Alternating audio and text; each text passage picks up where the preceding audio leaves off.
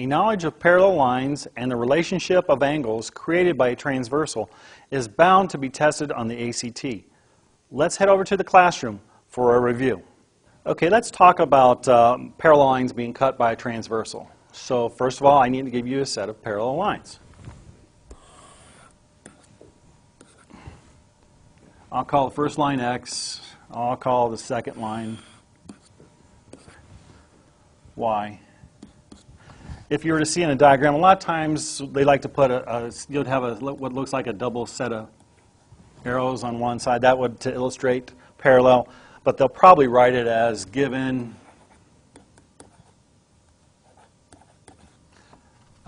X is parallel to Y, the symbol for parallel being between the X and the Y. Now the transversal. A lot of times you'll just see it cuts into those parallel lines. I'm going to label it T for transversal.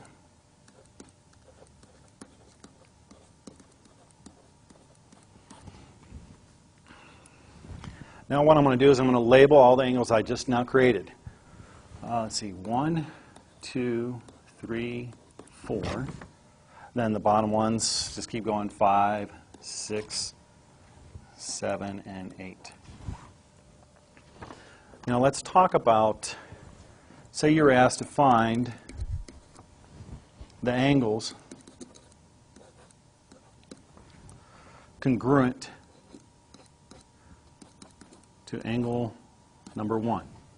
So looking at the diagram up there, you have to list all the angles congruent to angle 1. Well, I would have to say angle 4. Why? Because angle 1 and 4 are vertical angles. So vertical angles, I'm going to abbreviate VA, vertical angles are congruent on the symbol for congruent.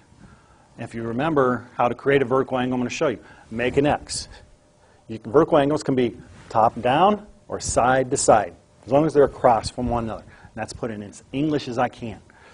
Another set of angles that are congruent, to 1. Let's see, 1 would also have to be congruent to 5. Why? Because 1 and 5 are called corresponding angles. So corresponding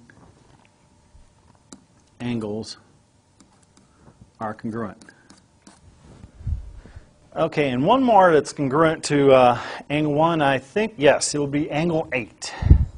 And why angle 8? Well, angle 8 is called, it is an alternating exterior angle, and alternating exterior angles are congruent. So basically what I'm trying to do with this question is review what angles associated with this angle 1 are called and whether they're congruent, and we're going to get into which ones are supplementary here in a minute. So I just want to first establish which ones are congruent to 1. So if you want to look at it, it kind of goes like this. You go across, which makes that a vertical angle. Angle 1 is congruent to angle 4, vertical angles. And another way you can say 4 would be congruent to 5, and that's an alternate interior angle. But, I mean, I'm getting complicated about it, but angle 1 is congruent to 4, angle 4 is congruent to 5, so you can use the transitive property. There's a fun word for you. 1 would have to be equal to 5. And if you take 5, 5 is congruent to 8 because you got another vertical angle situation. But I was trying to use the other proper words of why vertical angles, corresponding angles, and alternate exterior angles, just to review all these different relationships to an angle. Now let's do another set. Let's find angles congruent to angle 3. So let's start, we're over here, we're at 3. I'm going to have to say angle 2, because there you got a set of vertical angles there. So we write angle 2. The reason would be vertical angles congruent. Let's see, what else could we say? We could say angle 6. And why? If you take a look at 3 and 6, those are alternate interior angles, and those are congruent. So I'm going to write alternate interior angles are congruent. I'm just trying to give you a reason, so you're just not memorizing which one is. You have a reason why. And let's see, if we have 3 and 6 are congruent, then we could say angle 3 has to be congruent to 7 because 6 and 7 are vertical angles. That's a fancy way of saying, but let me write angle 7 here for you. But if you take a look, angle 3 and angle 7 those are corresponding angles, and we know that corresponding angles are congruent. So I write corresponding angles congruent. That's a better way of saying it. It makes it easier to understand. Okay, now that we've established which angles are congruent, let's talk about what set angles are supplementary to a given one. Supplementary, don't forget, means the two angles add to 180 degrees. So let's find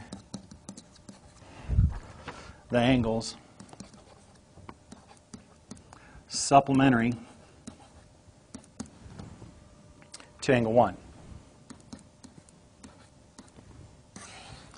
That means if you take angle 1 and add another angle to it, you're going to get 180 degrees. Let's take a look at 1. If I added angle 2 to it, that would make a straight angle. We know that a straight angle is 180 degrees, so 1 and 2 have to be supplementary. So I'm going to write angle 2, and the reason they form a straight angle.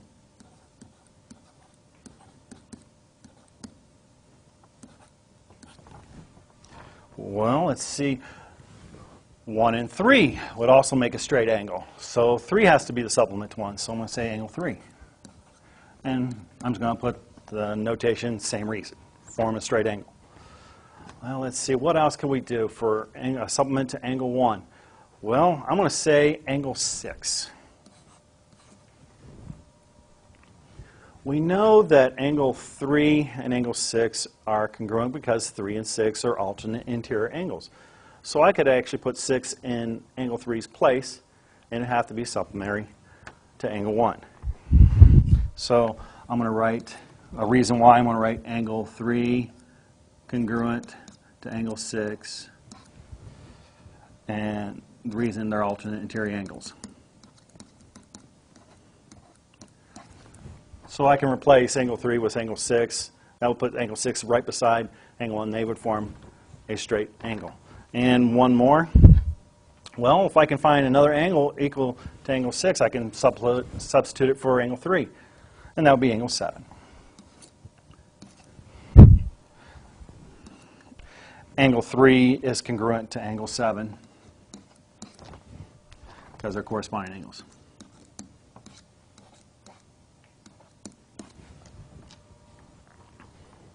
So you can do one of two things. You could be asked to find angles congruent to another one or supplementary to another one. It just depends on the situation you're given.